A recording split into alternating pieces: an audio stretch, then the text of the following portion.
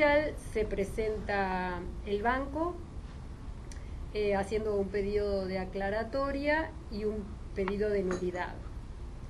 El pedido de aclaratoria era porque, bueno, yo en el momento en que hago la pericia, digo, ¿yo tengo que hacer una pericia o tengo que emitir un laudo? Dije, ¿no? La pregunta del millón.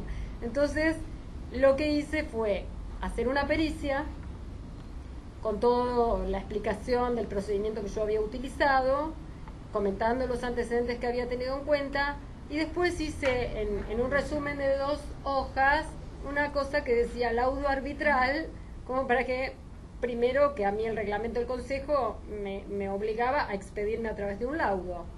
Entonces hice un resumen del laudo arbitral donde volcaba las cifras y lo resuelto en esa pericia arbitral. Entonces presenté en la justicia las 2 cosas. Viene el pedido de aclaratoria. ¿Y la nulidad? ¿Qué decía y de nulidad. ¿El planteo de nulidad? El planteo de nulidad era por 2 motivos: por haberme excedido en lo que se me había solicitado. Los motivos por los cuales yo me había excedido era porque había determinado los intereses y porque había determinado la moneda. Convengamos que acá ya había pasado la especificación, estábamos después de la ley de emergencia económica, y esto había pasado antes, en el 94, antes del efecto tequila, con lo cual antes de la primer crisis que tuvimos.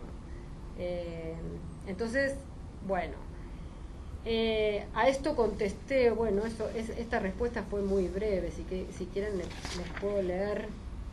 Al pedido de nulidad, con referencia a la petición de nulidad efectuada por la demandada, alegando que el perito árbitro se excedió laudando sobre cuestiones no comprometidas, manifiesto que el carácter accesorio de los intereses hace innecesario todo previo acuerdo sobre esta cuestión. En este caso concreto, habiéndose ordenado la rendición de cuentas, el artículo 1913 del Código Civil, incluido en los fundamentos de la demanda, prevé que el mandatario debe intereses de las cantidades que aplicó a uso propio desde el día en que lo hizo. Eso es lo que yo respondí respecto de la determinación de los intereses. En realidad lo que me planteé yo es, si no determinaba los intereses, esto podía seguir, o sea, en realidad no concluía la cuestión con la pericia arbitral. Y aparte, bueno, es algo que los contadores en general, cuando nos hacen hacer una liquidación, nos hacen determinar los intereses. El hecho es que yo determiné cuál era la tasa aplicable, que lo que hice fue compatibilizar las tasas del monto de descubierto con el monto determinado en favor del comerciante. O sea, los 2 montos, por supuesto, les apliqué la misma tasa para compensarlos. De hecho, se compensaban. Y respecto de la moneda, que en el laudo yo había determinado que la moneda fuera en dólares, porque los cupones de tarjeta eran en dólares, y todo esto era previo a toda crisis. En realidad, si se hubieran acreditado los montos, este comerciante hubiera estado con su dinero en dólares antes de cualquiera de las crisis, sobre todo de la especificación. O sea, ya estaba en juicio esto al momento de la especificación asimétrica. La determinación mía fue en dólares, o sea, todos los comprobantes que tenía eran en esa moneda. Entonces contesté. ¿Y el juez qué resolvió? Bueno, yo a esta cuestión contesté que la determinación de la moneda resulta inherente al cálculo efectuado, ya que de otro modo carecería de todo sentido determinar cifra alguna y no indicar en qué moneda se encuentra expresada. O sea, me parecía más arbitrario que yo determinara y realizar una pericia y yo determinara que iba a ser en pesos 1.40 más SER. O sea, ¿en qué expreso mi resultado? Los tenía que expresar en alguna moneda. Lo que me parecía razonable era la moneda en la que se habían presentado los comprobantes. Bueno, el resultado de esto fue que las partes, el banco venía negociando con el comerciante hasta el momento en que yo tenía que presentar el informe, Ante la decisión, digamos, el banco le había dicho al comerciante que iba a seguir con el pedido de nulidad, aunque creyera que que por ahí no resultara procedente, pero la otra parte seguía como embarcada en esto sin salir. Entonces acordaron una pequeña reducción del monto que se había determinado y cerraron la cuestión sin avanzar con el pedido de nulidad. Bueno, en realidad en la demanda de rendición de cuentas está implícito el hecho de que si yo reclamo que se me rinda cuentas y ha habido una demora en la rendición de cuentas, el interés es implícito, porque si no, una rendición de cuentas que no contemple el interés corrido durante la demora va a ser incompleta, me parece a mí. Pero en definitiva habría que ver bien los términos en que fue planteada la demanda, pero realmente lo importante es que fue lo que decidió el juez. El juez admitió o no admitió la nulidad planteada. En realidad se retiró. Se retiró porque se abonó, o sea, ante una oferta de pago inmediato, claro, transaron por un monto un poco menor y solucionaron las dos partes, o sea que ofició como de no vinculante. Ya que usted ha tenido la precaución de no comentar nada respecto de las partes, así que no conocemos los detalles ni quiénes son, estamos habilitados a expresar opiniones, incluso alguna crítica académica. Sí. La primera conclusión que se me ocurre es qué importante que es la precisión en los convenios de arbitraje, aunque sea una pericia arbitral. Porque finalmente me parece que esta nulidad, que se basa en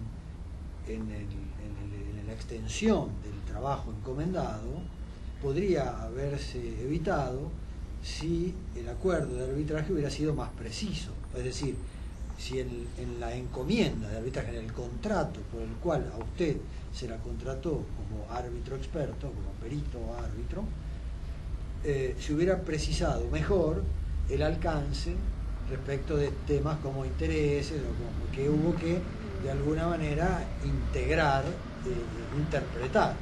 Pero ese documento es clave y no tiene que dejar margen a ninguna interpretación. Y sí. Esta es una tarea muy importante de nosotros los abogados, en la redacción de ese contrato, ¿no? Sí, el hecho... Perdón, sí. muchos de los conflictos son justamente por la ambigüedad de los términos. Muchos de los conflictos en los contratos terminan en arbitraje porque el contrato no era claro, y muchos de los arbitrajes terminan en nulidades porque el acuerdo no es suficientemente claro. Sí. Entonces, la conclusión que saco es lo importante que es ser claros. Sí, el hecho es que a lo mejor a nosotros nos sorprendió este trabajo, nos sorprendió porque, bueno, cuando apareció dijimos, bueno, ¿cómo lo manejamos para manejarlo dentro del ámbito del reglamento, para no sacarlo del tribunal arbitral? Y cuando la designación había sido, o sea, la designación del tribunal y de resolver por arbitraje había estado en el ámbito de la justicia, pero sí, seguramente será una primera experiencia que en otro momento habría que hacer firmar a las partes, de todos modos, un acuerdo de arbitraje, y bueno, y determinar cuáles son los puntos sobre los que habría que expedirse. Sí, seguramente. Y el plazo había sido dado por el juez. O sea, se habían otorgado 30 días, yo después pedí una ampliación de plazo como si fuera una pericia. Se la concedieron. Concedieron, exactamente. Y bueno, a partir de ahí... Yo me planteo si el juez seguía teniendo jurisdicción en este asunto, porque una vez que él lo difiere a la decisión de una pericia arbitral, sería el tribunal sería ese árbitro, sea el tribunal o el que designa el tribunal, y que el juez ya se lo sacó de encima, por decirlo de alguna forma, ¿no es cierto? Pero, sí.